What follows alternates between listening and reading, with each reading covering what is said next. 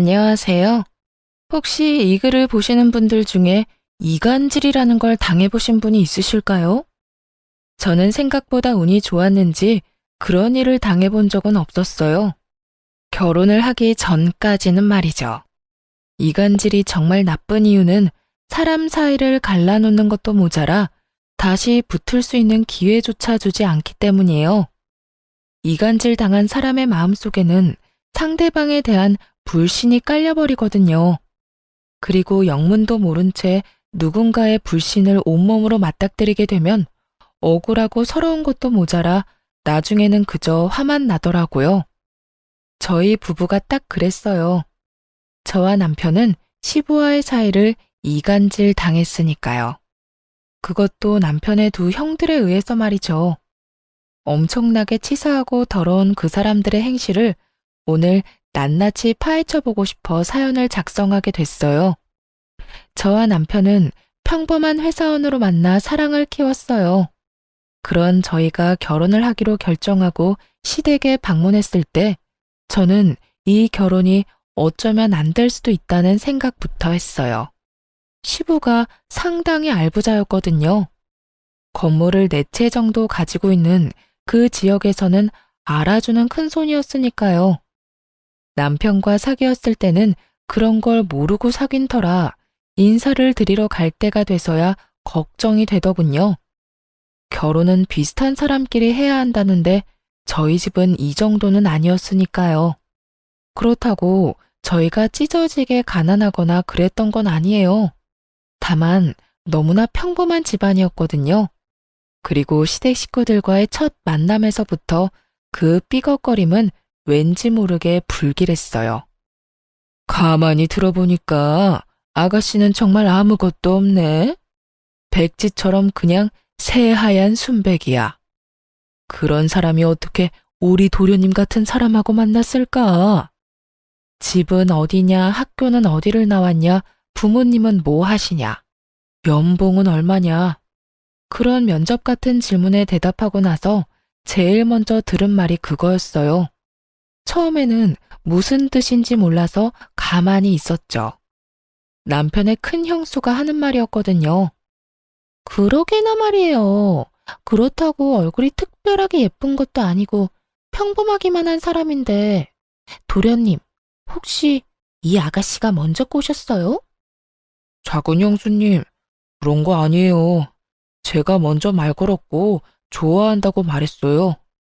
사람이 워낙 선하고 착해요. 싸울 일도 별로 없고 어른들한테 잘하고 좋은 점은 셀 수도 없이 많은걸요. 남편의 큰 형수와 작은 형수가 저를 저평가하며 건넨 질문에 남편은 100점짜리 답변으로 꺼내더군요.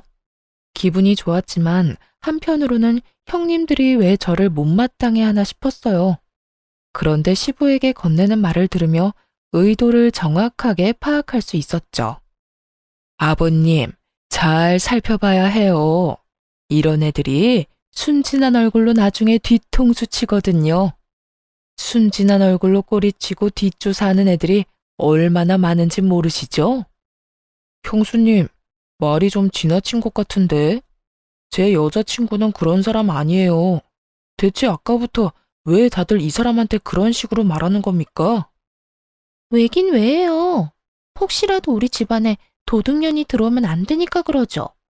솔직히 도련님이 처가에 돈도 있고 명망도 있는 여자 데려왔으면 우리가 이렇게까지 하겠어요?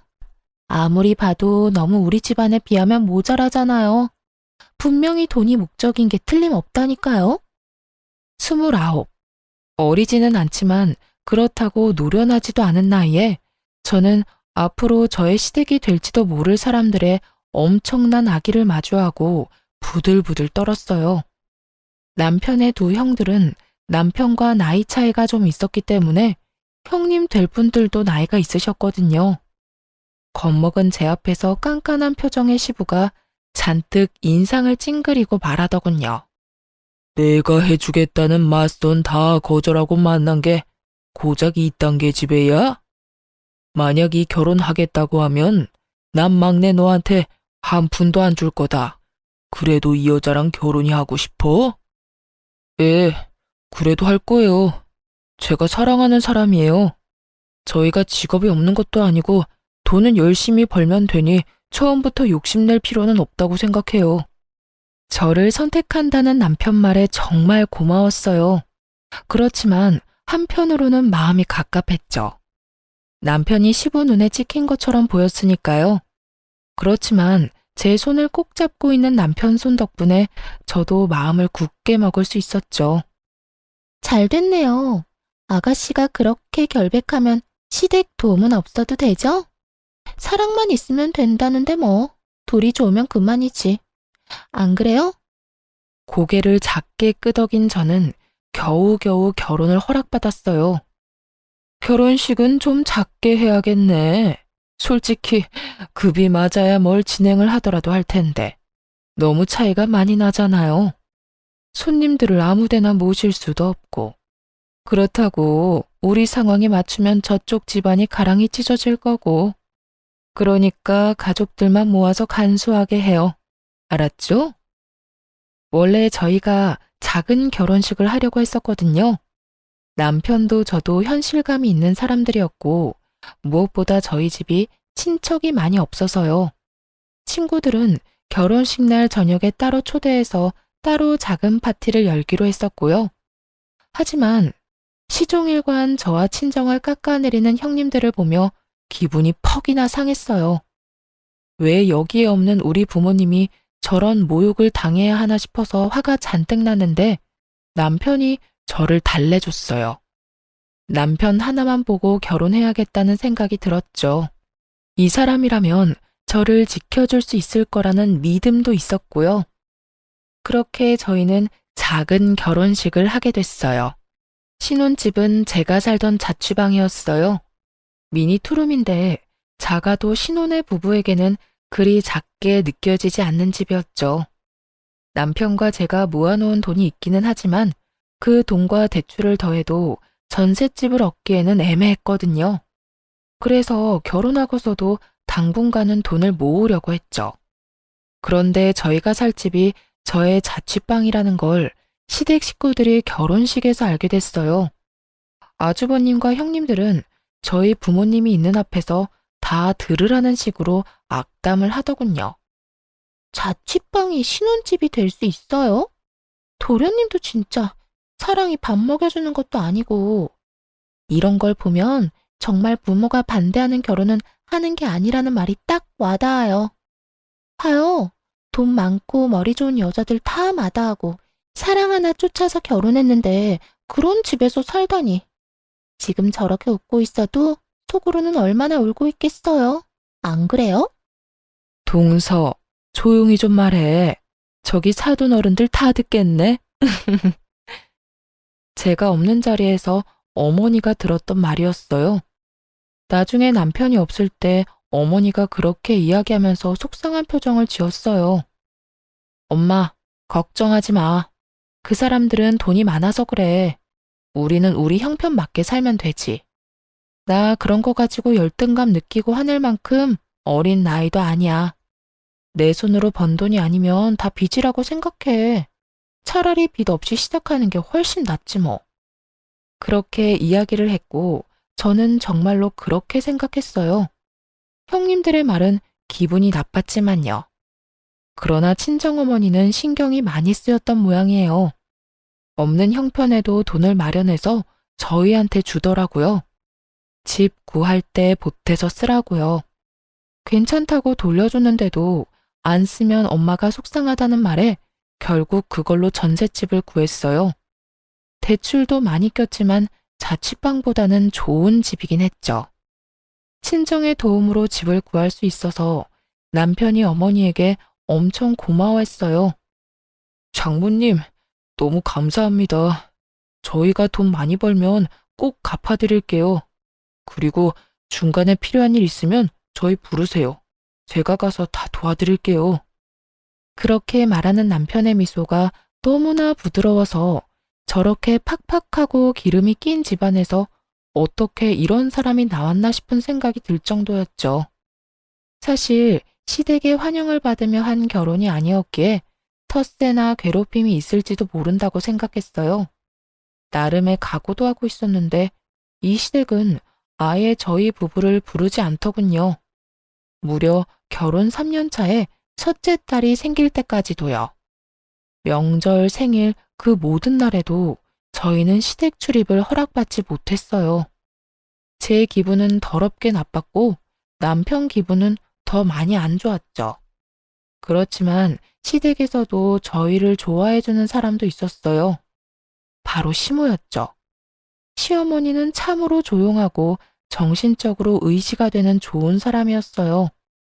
시부의 재산을 함부로 어떻게 할 수 있는 사람은 아니었지만 저희 부부와 손녀딸에게 도움을 줄 정도의 능력은 가지고 있는 분이었어요. 우리 집에는 자식들도 다 아들, 손주들도 다 아들이었는데 네가 딸을 낳아주니까 기분이 너무 좋다. 그리고 막내를 쏙 빼닮아서 더 마음이 가. 우리 바깥 양반도 손녀를 그렇게 원했는데. 애를 낳은 뒤로도 시모는 자주 저희를 찾아와 용돈이나 아이 용품을 선물해주고 가셨죠. 시모에게 고마운 마음을 가지던 저에게 복권 당첨 같은 일이 일어난 건 아이가 1살이 갓 넘었을 무렵이었어요. 제가 대학 시절 경매를 공부했던 적이 있었거든요. 그런데 그때 공부하면서 가벼운 마음으로 샀던 물건이 도로와 아파트가 들어서는 비싼 땅으로 변한 거죠. 개발이 될 거라는 생각으로 산 것도 아니고 나중에 부모님 연세 드시면 전원주택이나 지어볼까 하는 마음으로 가볍게 싸게 주고 산 곳이라 더 횡재한 기분이었어요. 그 보상금으로 친정어머니가 빌려준 돈을 먼저 갚았고 그 다음에는 이사를 했어요. 금액에 맞춰 매매로 말이에요. 그렇게 이사를 하고 나서 시모가 저희에게 은근슬쩍 말하더군요. 손녀딸 얼굴 보여주러 오라고요.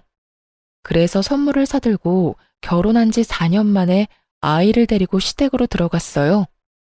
안으로 들어가니 오랜만에 보는 얼굴들이 앉아있더군요. 아주버님들과 형님들 말이에요. 시부와 시모에게 먼저 인사를 했어요. 시부는 우리 딸을 유심히 쳐다보더군요. 마음이 가는 것처럼 보이기는 했지만 결국 집에 갈 때까지 안아주지는 않았어요. 식사라도 하고 가라며 시모가 저희에게 말했고 식탁에 둘러앉았죠. 그때 큰아주버님이 저한테 말하더군요. 갑자기 여기는 웬일이야? 그 좁은 집에서 살려니까 아무래도 안 되겠지. 그래서 돈 빌리러 온 거야? 진짜? 너희 아직도 이사 안 했어? 그런 집에서 대체 어떻게 사냐? 아무리 사랑이 좋아도 그렇지. 사람이 사람답게 살아야지. 그 좁아 터진 닭장 같은 데서 그렇다고 다짜고짜 시댁부터 찾아오면 어떡해요? 도련님, 결혼할 때 아버님하고 약속하셨잖아요. 돈 한 푼 안 받아도 좋으니까 결혼 허락해달라고. 근데 이렇게 돈 받으러 오는 거 부끄럽지도 않아요? 어디 거지도 아니고 돈 구걸하는 꼴이란. 다들 우리가 돈을 빌리러 왔다고 생각하더군요. 이해 못할 일이었어요. 설사 저희가 돈을 빌리러 왔다 하더라도 이렇게 사람을 물어뜯을 것처럼 공격하다니 마치 우리가 자기 것을 탐내기라도 하는 것처럼 굴고 있으니 저도 모르게 방어적으로 나서게 되더라고요. 그 집에 살았던 건 부끄럽다고 생각하지 않아요. 그 자취방도 제가 벌어서 제가 모은 돈으로 계약한 집이었거든요. 거기서 계속 살아도 됐는데 저희 어머니가 결혼식에서 형님들이 나누는 교양 있는 이야기를 다 들으셨거든요. 그리고 친정어머니가 도와주셔서 전셋집 얻을 수 있었고요. 그리고 며칠 전에는 자가로 이사도 했어요. 그러니까 남의 집안일에 그렇게 신경 안 써주셔도 돼요. 저희도 돈 빌리러 온 거 아니거든요. 뭐? 갑자기 자가로 이사를 가? 아무리 듣기 싫은 말 들었다고 거짓말하면 안 되지. 돈 없다고 그렇게 말하더니 무슨 돈이 생겨서 집을 사? 허세 부리고 싶어도 정도라는 게 있는 법이야. 없는 이야기를 만들려면 좀 그럴듯한 이야기를 해야지 원. 제가 대학생 때 돈 모아 사놓은 땅이 있어요. 그게 개발구역에 토지 보상금이 나왔거든요. 경매 공부하면서 친정 부모님 전원주택 부지로 딱 좋을 것 같아서 샀는데 그 땅이 돈이 확 오르는 바람에 말이에요. 그 돈 나오는 대로 자가 마련했죠. 제 말에 갑자기 식탁이 조용해지더군요. 여기에 돈 빌리러 왔다고 착각하시는 것 같아서 제가 말씀드리는 거예요. 그럼 여기는 왜 왔어? 그거 자랑하러 왔어? 아니요. 저희 애가 얼마 전에 돌 지났거든요. 얼마 전에 밖에서 우연히 어머님 만났더니 아버님이 딸을 그렇게 바라셨다는 이야기를 들었어요. 딸은 아니지만 손녀라도 보시라고 애 데리고 온 거예요. 어머님이 초대해 주셔서. 결혼도 축복받지 못했는데 애는 무슨. 손녀 데리고 와서 아버지 마음에 들 생각이면 애 저녁에 때려치워. 애 앞세워서 어르신 동정심 얻어 돈 받을 생각하지 말고. 이상하네요. 저는 돈 받아가겠다고 말한 적은 단 한 번도 없는데 이상하게 여기 계시는 분들은 다 돈 이야기만 하시네? 근데 제가 잘못 알고 있는 건가요? 큰 아주버님이랑 작은 아주버님은 아버님 명의의 집에서 살고 계시면서 건물 담보로 사업 자금도 많이 받아가셨다면서요? 저희는 한 푼도 받아간 적이 없는데 왜 저희가 돈을 가져갈 거라고 생각하세요? 저희는 그럴 생각도 없고 저희 벌어서 생활할 수 있어요. 이번 보상금 건으로 경매에 관심 붙어서 요즘에는 공인중개사랑 경매 공부도 하고 있거든요. 저희는 저희 벌어서 돈 쓸 거라서 여기서 돈 받아갈 생각 전혀 없어요. 그러니까 걱정 말고 돈 이야기는 그만하시는 게 어떨까요? 어머, 말하는 것 좀 봐. 지금 우리가 돈 받아가는 게 잘못이라는 이야기야? 동서야말로 애 앞세워서 환심 사려고 여기 온 거잖아. 그래, 재수씨 너무하네. 우리는 사업이다 투자다 돈이 많이 들어요. 돈 한 푼 소중한 때라고. 아무것도 모르면서 우리를 돈이나 탐내는 사람으로 몰지 말라고. 그만. 막내 며느리 말 틀린 거 하나 없다. 너희들은 그 나이 처먹도록 이 늙은 부모에게 손이나 뻗는 놈들 아니냐. 아버지, 설마 지금 손녀 때문에 막내 편 드는 거예요? 제가 누누이 말씀드렸잖아요. 아무것도 없는 집안에서 이 정도로 돈 많은 집안에 시집 오면 눈 돌아가게 돼 있어요. 까딱 잘못하면 아버지 수중에 있는 돈도 홀라당 넘어간다고요. 그만하래도. 입맛 떨어지게 이게 무슨 짓이야? 그럼 손녀가 태어났다는데 얼굴도 보지 마? 생각이라는 게 있는 놈들이야?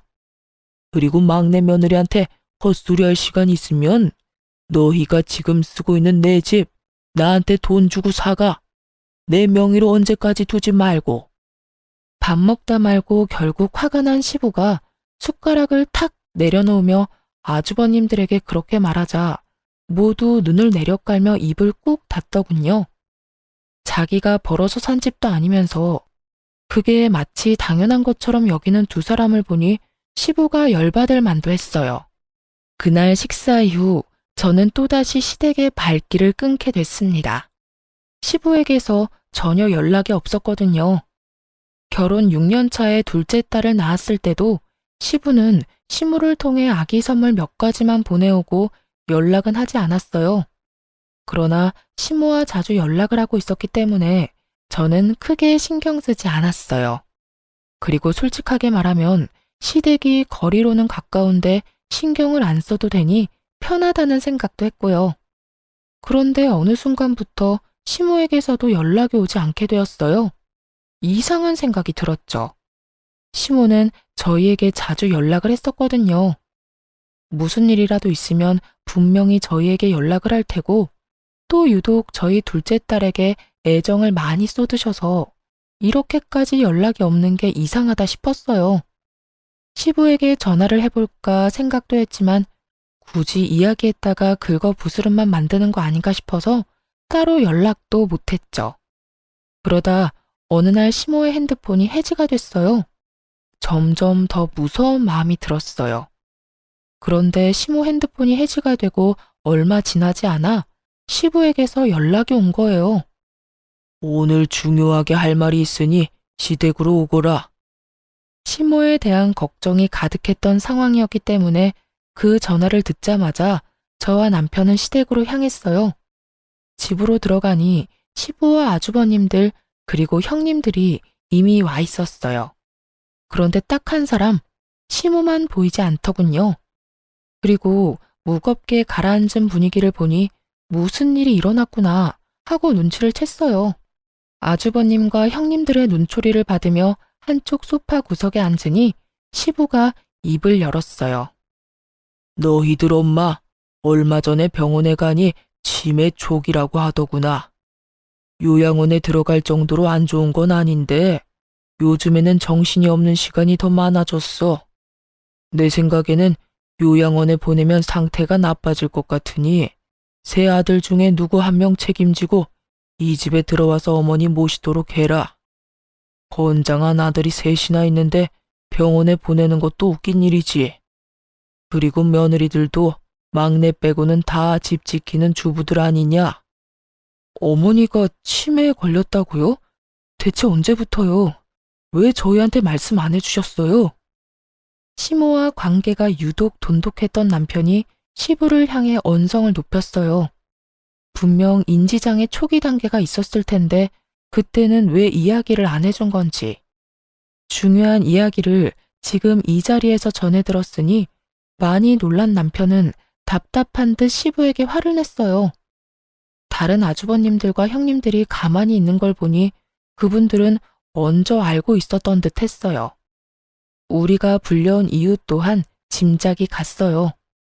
우리 부부만 빼고 나머지 가족들끼리 열심히 짝짝꿍 서로 주고받고 잘 지냈지만 치매 걸린 노모를 모시는 건 하고 싶지 않은 거죠.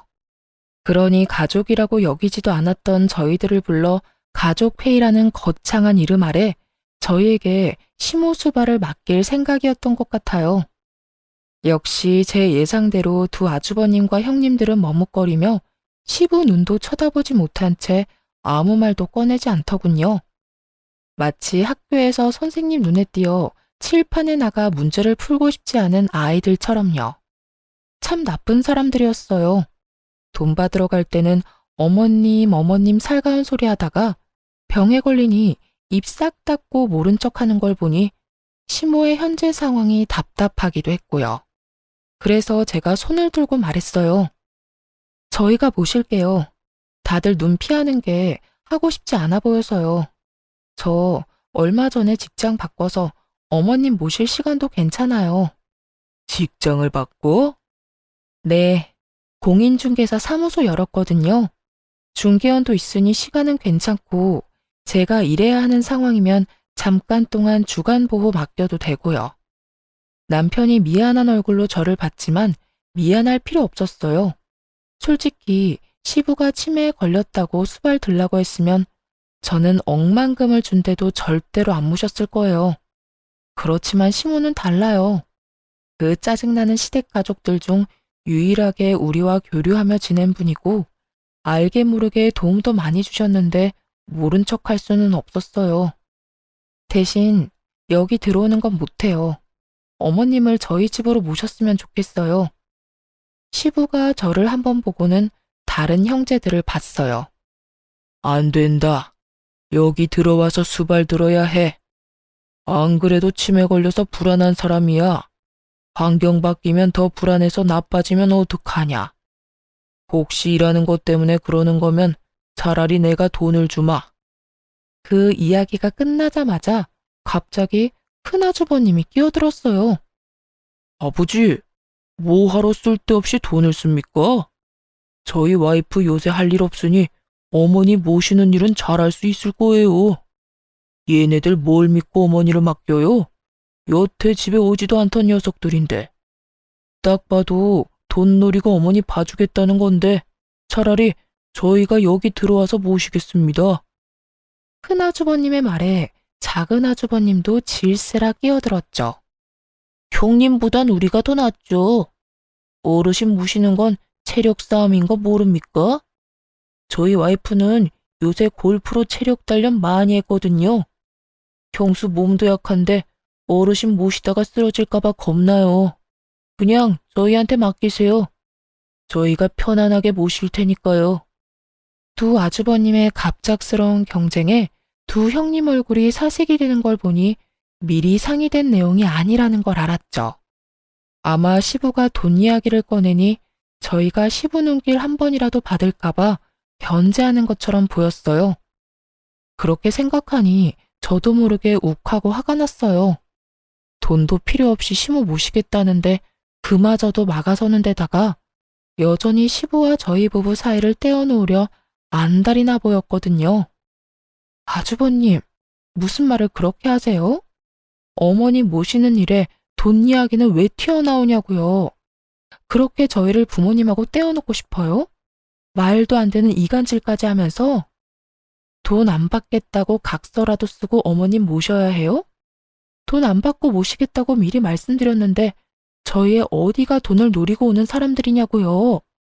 이간질이라니. 동서 말 함부로 하네. 여태 부모님하고 왕래도 없었으면서 갑자기 어머님 모시겠다고 하면 당연히 그 의도가 의심되는 상황이잖아. 그걸 말이라고 하세요? 그럼 연락 한 번 안 하던 식구들이 왜 어머님 치매 수발 들어야 하는 일에 저희 부르셨어요? 원래 저희한테 말없이 이 집안에서 일어나는 일들 알아서 잘들 처리하셨잖아요. 이번에도 그렇게 우리 없이 해결하면 될 일을 왜 새삼스레 불러서 물어본 거예요? 저희한테 떠넘기고 싶어서 그런 거 아니냐고요. 이 중요한 문제에 빠지면 안 될 것 같아서 연락한 거지. 무슨 말을 못해? 그리고 저희 아버님은 몰라도 어머님이랑은 자주 연락했거든요. 손녀딸 보러 얼마나 자주 오셨는데 그건 모르셨나 봐요. 왕래도 없었다고 하시는 거 보면. 이거 봐.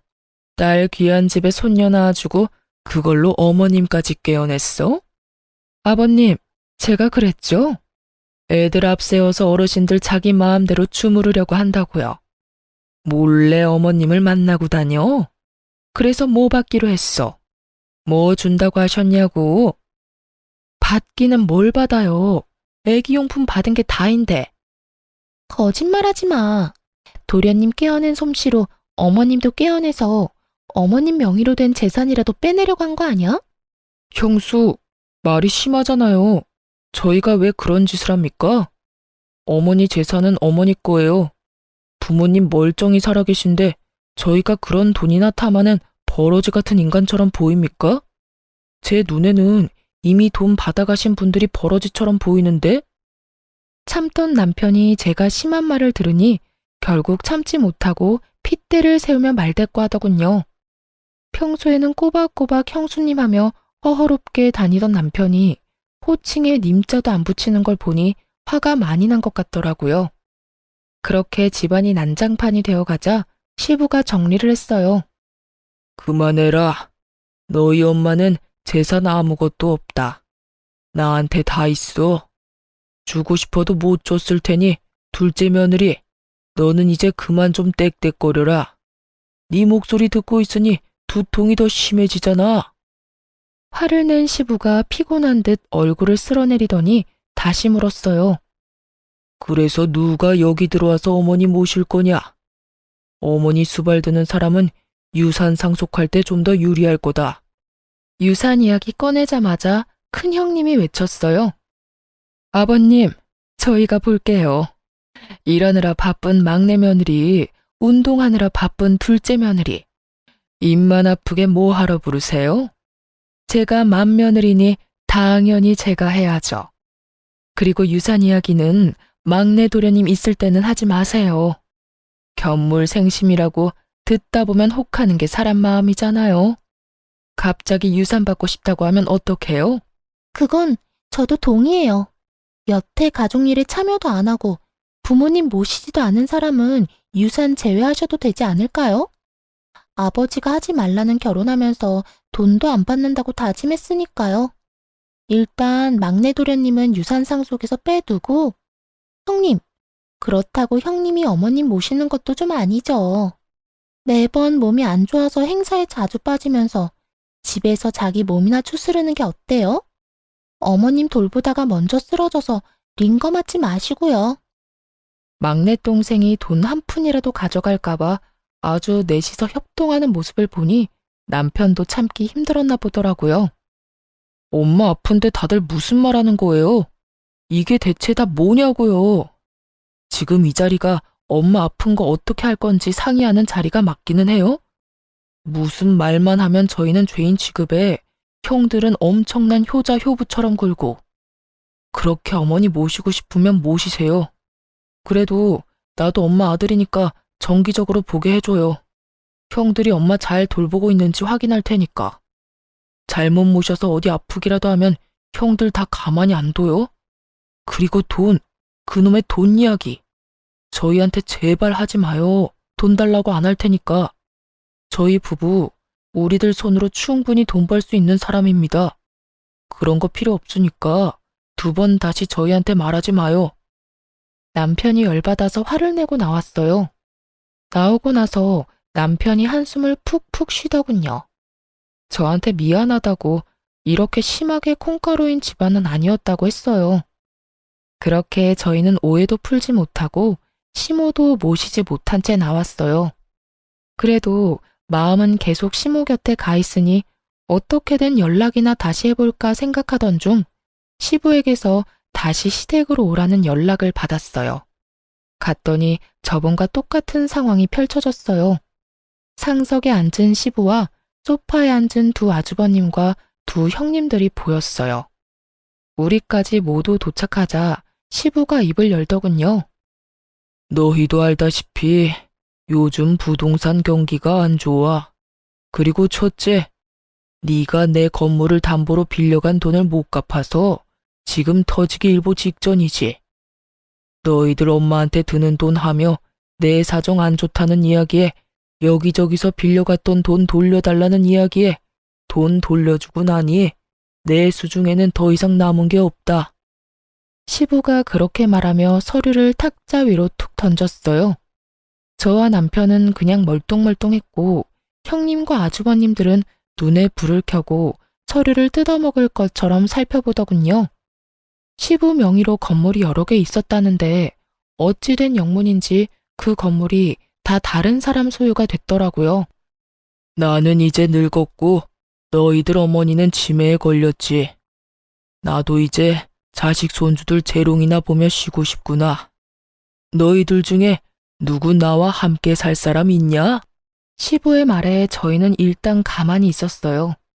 이번에도 아주버님과 형님들이 시부를 들들 볶을까봐 아무 말 안 하고 있었죠. 정막 속에 큰 아주버님이 먼저 말을 열었어요. 아버지, 저희는 어머니도 모시고 있고 이 상황에서 아버지까지 모시는 거 힘들어요. 그리고 처가 쪽에도 문제가 있어서 저희 자주 나가봐야 합니다. 아버지 모시는 건 힘들 것 같고 어머니도 이번 달까지만 모실 수 있을 것 같은데요. 장황하게 늘어놓긴 했지만 안 된다는 말이었죠. 그러자 작은 아주버님도 이에 질세라 말을 하더군요. 아버지, 저희들은 형님만큼 뭘 받은 적이 없잖아요.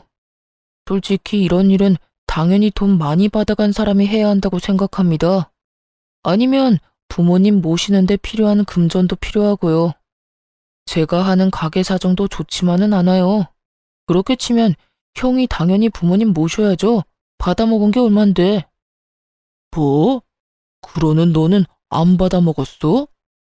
그리고 부모님 모시라는 말 하는데 격떨어지게 무슨 돈 이야기야? 우리가 여태 모셨으니 너희더러 모시라는 거잖아. 고작 3개월 모셔놓고 그것도 모신 거요? 내가 모를 줄 알아? 형수가 어머니 모신 거 아니잖아. 간병인 고용해놓고 자기는 편하게 있었으면서. 2 아주버님들이 박 터지게 싸우는 걸 보니 씁쓸했어요. 솔직히 여기 왜 불려왔나 싶고요. 여차하면 시모만 데리고 떠야겠다 싶었는데 2 사람의 불똥이 저희에게 튀더군요. 아, 아버지, 막내 있잖아요. 여태 아무것도 못했으니 지금부터라도 자식된 도리 지키라고 하세요. 매번 이런 일에서 빠지기만 해서는 안 되죠. 여태껏 시부의 눈에 들지 못하도록 우리 사이를 그렇게 이간질 시켜놓고는 시부가 모든 걸 잃게 되니 그제야 저희한테 시부를 밀어넣으려 하더군요. 추하기 짝이 없는 모습에 어이가 없는데 그때 시부가 두 아주버님을 쳐다보며 고개를 끄덕였어요. 좋은 생각이다. 그러면 너희 둘은 너희가 빌려간 내 돈의 3분의 1을 막내한테 줘라.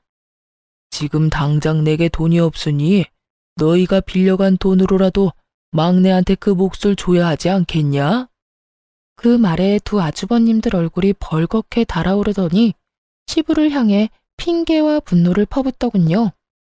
아버지, 저희가 왜 막내한테 돈을 줘요? 돈 줄 거면 아버지가 줘야지. 그리고 이런 말 안 하려고 했는데 여태껏 치매 노인 모신 거 생각하면 아버지가 저한테 그런 식으로 말하면 안 되죠.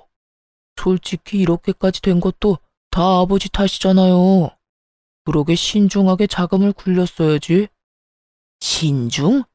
내가 지금 이런 말 하는 게 누구 탓인 줄 알아?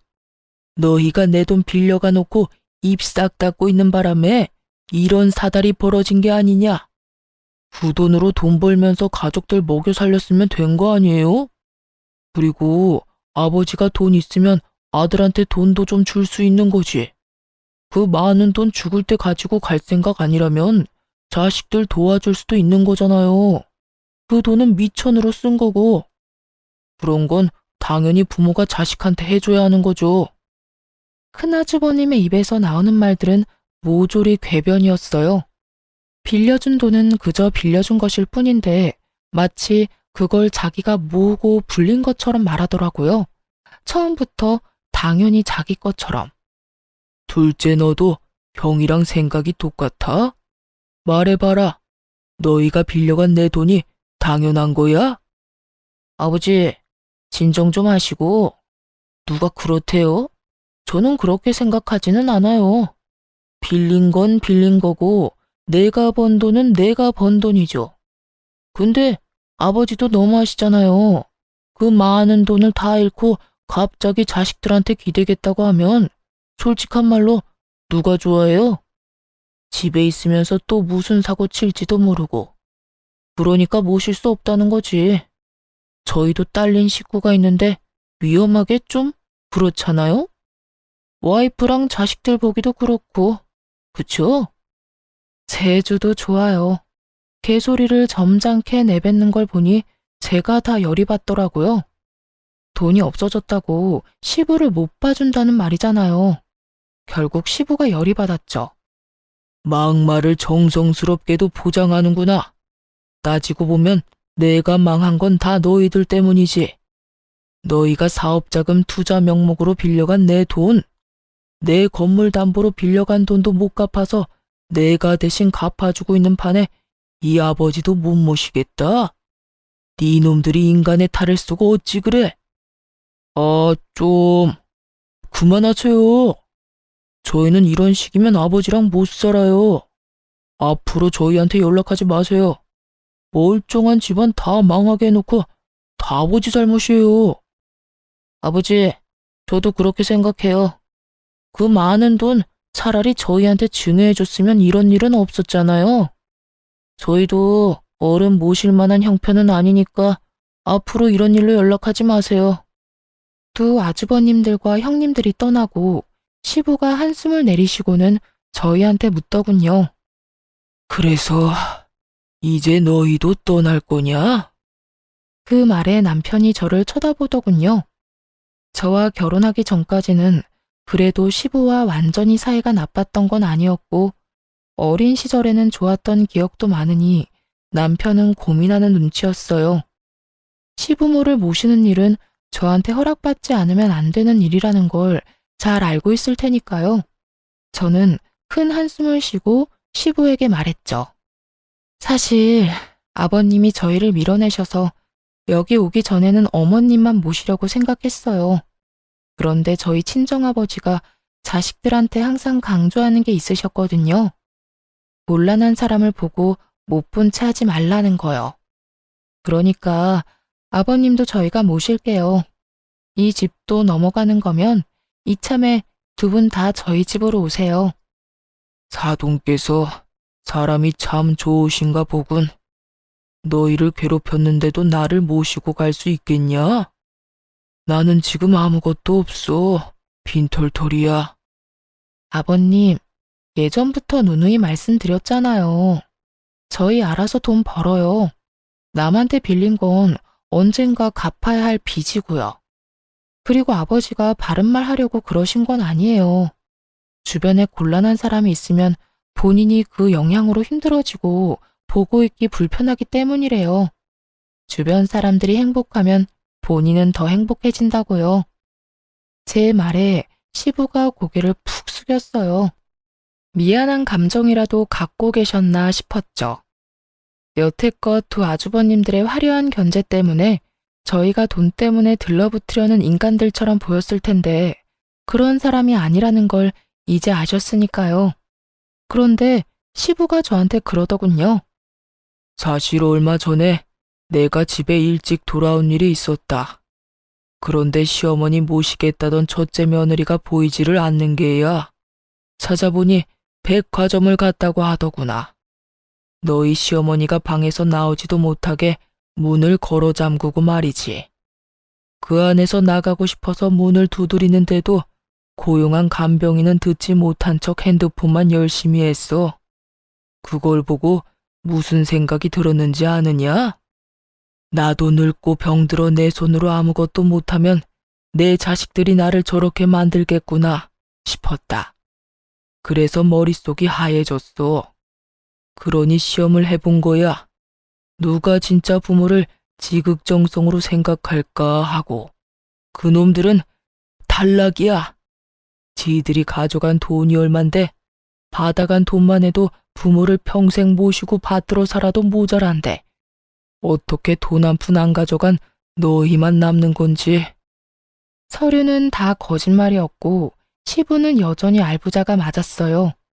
그걸 몰랐던 두 형은 시부가 재산을 모두 날린 거라고 생각하자마자 빛과 같은 속도로 시부를 버린 거고요. 어안이 벙벙한 저희들을 두고 시부가 태연히 변호사에게 연락을 하더군요. 시부가 유언장을 작성했어요. 시부가 죽고 나면 남은 재산은 모두 기부한다고요. 자식들 그 누구에게도 남은 재산은 안 준다고 말이죠. 며느라가 사돈 어른과 식사 시간을 좀 잡아보거라. 그렇게 저희 아버지는 결혼식 이후로 처음 시부를 만났어요. 시부는 친정아버지가 나오자 두 손을 꼭 붙잡고 그러더군요. 딸을, 이렇게 귀한 딸을 시집 보내주셨는데 여태 모르고 바보 같은 짓만 했습니다. 제가 우리 며느리 덕분에 늙음하게야 중요한 걸 깨달았어요. 감사합니다. 아이고, 무슨 말씀을. 두 손녀가 참으로 귀엽고 사랑스럽습니다. 사돈이 아이들 어린 시절을 그냥 보낸 것 같아 그게 아쉽네요. 나중에 제가 찍은 사진이라도 많이 보내드리겠습니다. 시부가 허허하며 웃더니 저와 남편을 보고 입을 열었어요. 말년에 내가 정신 차리도록 해준 고마운 며느리한테는 선물을 줘야지. 시부가 제게 준 것은 시부 소유의 건물이었어요. 남편에게는 현금을 증여해줬고요. 이런 걸 바란 게 아닌데. 거절하려고 하자 시부가 그러더군요. 눈먼 장님 눈뜨게 해줬으면 그것도 싼 거야. 그리고 집을 너희 집 근처로 옮길까 한다. 손녀들 재롱 보며 쉬고 싶다는 건 거짓말이 아니니까. 그렇게 시부모 두 분 다 저희 집 근처 주택으로 이사 오게 됐어요. 시부는 가지고 있던 나머지 건물을 처분하고 마지막으로 두 아들에게 참교육을 해주셨어요. 바로 두 아주버님들이 결혼할 때 시부가 사준 집, 시부 명의의 집 두 채를 소유자의 권한으로 팔아버리기로 결정한 거였어요. 시부는 가타부타 말도 없이 통보를 하니 두 아주버님들이 쏜살같이 달려와 시부에게 그러더군요. 아버지, 서운하셨으면 말씀을 하셨어야죠. 이런 식으로 하면 아무한테도 도움 안 돼요.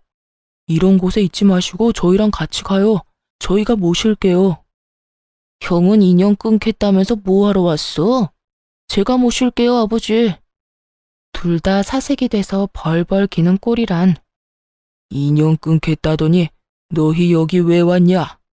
돈 없는 아버지 필요 없는 거 아니었어?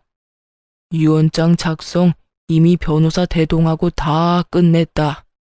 재산 증여도 얼추 됐어. 나 죽으면 너희는 돈 한 푼 못 가져가. 그리고 지금 살고 있는 집도 너희 능력으로 마련한 게 아니니 내가 도로 가져가야겠다. 늙은이 노후 자금이 필요해. 다행이지. 그것마저 너희 명의로 해줬으면 말년에 내가 얼마나 크게 곤란했을지 상상도 안 가니까 썩을 놈아. 아버지, 저 이대로 못 갑니다. 아버지, 한 번만 살려주세요. 이런 식이면 저도 한 발짝도 못 나가요. 아니, 노망 나셨어요? 막내한테 건물을 왜 줘요? 죽으나 사나 끼고 있던 건물을 그간 아버지 모신 저희에 대한 배신이잖아요.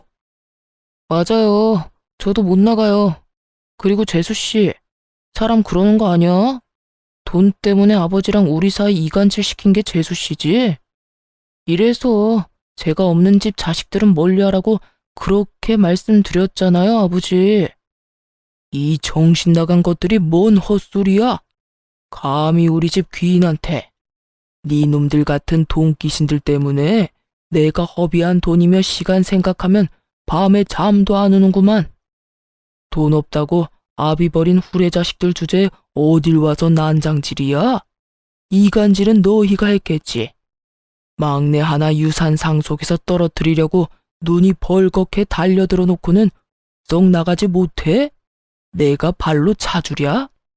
기어이 저를 끄집어내서 또다시 모욕하려는 두 아주버님들에게 시부가 한바탕 시원하게 퍼붓고는 내쫓아버렸어요. 그리고 소송까지 걸었더군요. 강제 퇴거 명령을 받고 아주버님들 모두 쫓겨나듯 나가버렸어요. 혼자 시모 모시며 사는 시부를 보니 마음이 안 돼서 제가 먼저 말 꺼냈어요. 그냥 저희 집에서 같이 살자고요. 그랬더니 시부가 그러더군요. 내가 그렇게까지 염치 없는 인간이 아니다. 너한테 매달리기엔 너무 늦었다고 생각해. 너희 집 근처에서 사는 것만으로도 고마운 일이지. 그 대신이라고 하기엔 좀 그렇지만 네 시어머니는 근처 요양원에 보내야겠어. 이제는 치매가 너무 심해서 간병인이 너무 힘들어하는구나. 오며 가며 살아있는지만 확인해줘. 그것만 해줘도 감지덕지다. 그렇게 말하는데 마음이 너무 안 좋았어요. 그래서 딸애들 데리고 시부도 자주 찾아가고 요양원에 있는 시모도 자주 찾아갔어요. 둘째가 시모 어릴 때를 쏙 빼닮은 탓인지 시모가 손녀들 데리고 오면 누군지는 못 알아보셔도 너무 좋아하시거든요. 시부도 그런 손녀딸들하고 자주 시간 보내며 즐거운 노후를 만끽하고 계세요. 시부와 저희 사이를 이간질하며 나쁜 짓만 일삼던 두 아주버님들은 지치지도 않고 시부 집에 찾아와 용서해달라며 쇼를 해요. 하지만 시부 불호령에 얼굴도 못 보고 쫓겨나는 일이 태반이네요. 그런 아주버님들, 형님들과 가끔 문 앞에서 마주친 적도 있는데 시부 한 대 받으며 집으로 들어가는 제 모습 보고는 얼굴이 한껏 구겨진 꼴을 보니 속이 엄청 쓰려 보였죠. 대신 제 속은 시원했지만요. 또 오셨네요. 아버님 심기가 많이 불편한가 봐요. 그러게 왜 그러셨어요? 욕심내지 말고 최소한의 인간의 도리만 지켰어도 형님들 손안에 있던 것은 지키고도 남았을 텐데요. 사람 욕심 참 끝도 없어요. 그렇죠. 부모 버린 놈들이 무슨 자식이라고. 이렇게 보니 형님들 왔다 가신 날에는 아버님 심기가 불편할 만도 하네요. 저도 기분이 이렇게 더러운데. 멀리 안 나가요? 다음에 오실 때 아버님 허락 받고 오세요. 그래야 앞에서 안 기다리죠. 제가 한껏 비웃어주자 형님들이 화가 났는지 저한테 뭐라 하려는 것을 아주버님들이 기겁을 하며 말리더군요. 시부 집 앞에서 드자비질하다가 시부한테 더 밉보일까봐 걱정이었나 봐요. 그런 짓 안 해도 이미 신용도가 바닥인데. 부모 재산 있으면 좋죠. 물려주면 더 좋고요. 저도 성인군자가 아니라 돈 준다면 기분도 좋고 횡재한 기분이고 그래요. 하지만 그 돈이 제가 번 돈도 아닌데 제 것처럼 여기는 것 자체가 문제잖아요. 그리고 돈 없다고 힘들 때 도와준 부모를 버리는 것도 도리를 저버리는 거고요. 가진 것도 지키지 못한 사람들 보니 저도 앞으로 경계 또 경계하며 살아야겠다는 생각을 해요. 돈에 눈이 멀면 시부처럼 자식들한테 버림받을 수도 있구나. 저렇게 나중에 후회하고 발바닥에 땀나도록 찾아와서 용서를 빌어야 할 수도 있구나 하고요. 시부모와 저희 부부 사이를 이간질시키던 두 아주버님과 두 형님들은 여전히 시부의 용서를 받지 못하고 있어요. 그때 자식들을 시험하면서 느낀 감정이 생각보다 뼈저렸던 것 같더라고요. 그리고 저희는 오해를 풀고 도리어 더 잘 지내고 있고요. 걱정 없는 집은 없고 오한이 없는 집도 없겠지만 그렇게 사는 것도 가족이고 인생이라고 생각하고 있어요. 관계가 잘 풀려 다행이기도 하고요. 쓰다 보니 말이 길어졌네요. 지금까지 긴 사연 들어주셔서 감사합니다. 행복하세요.